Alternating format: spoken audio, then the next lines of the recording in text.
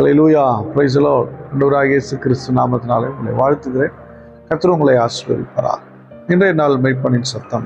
யாத்திராகமத்தின் புஸ்தகம் 16ஆம் அதிகாரம் 33ஆம் வசனம்.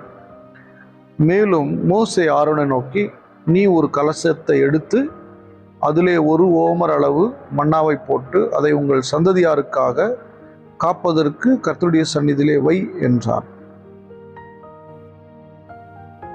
அல்லேலூயா. இங்கே மோசே ஆரோனை கூப்பிட்டு சொல்றாரு, அந்த விழுகிற மன்னாவை எடுத்து ஒரு கலசத்துல கொண்டு போய் வை, அதில் மன்னாவை போட்டு கர்த்தருடைய சந்நிதியில கொண்டு போய் வையுங்கிறார்.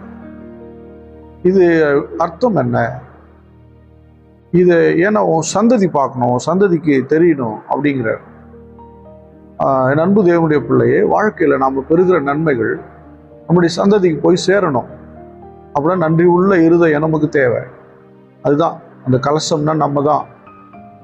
ஆண்டவர் செய்த நன்மையை உள்ள வச்சுட்டு மறக்கக்கூடாது.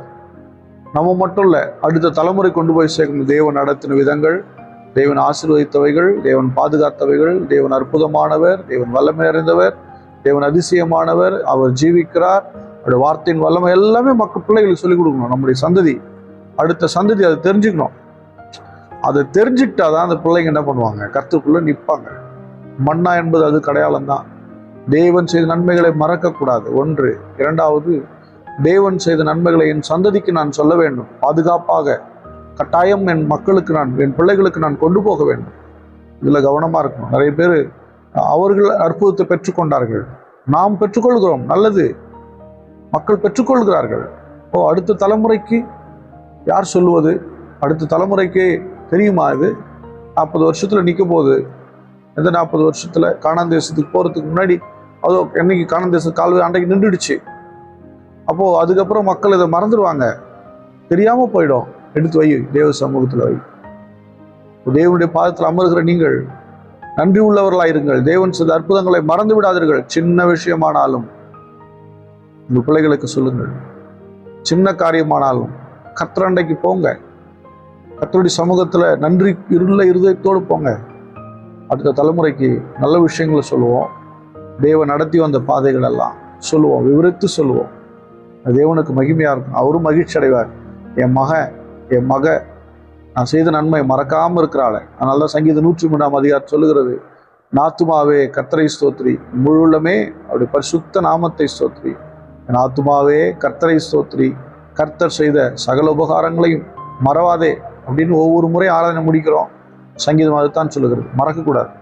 தேவன் செய்த நன்மைகளை மறவாதிருங்கள். கர்த்தருக்கு நன்றி செலுத்துங்கள். ஸ்தோத்திரம் பண்ணுவோமா? ஸ்தோத்திரம் ஆண்டவரே, ஸ்தோத்திரம் அப்பா. நீர் செய்த நன்மைகள் யாராலும், நீர் செய்த அற்புதங்கள் யாராலும், எத்தனை எத்தனை எத்தனை அப்பா. ஸ்தோத்திரம், ஸ்தோத்திரம், ஸ்தோத்திரம்.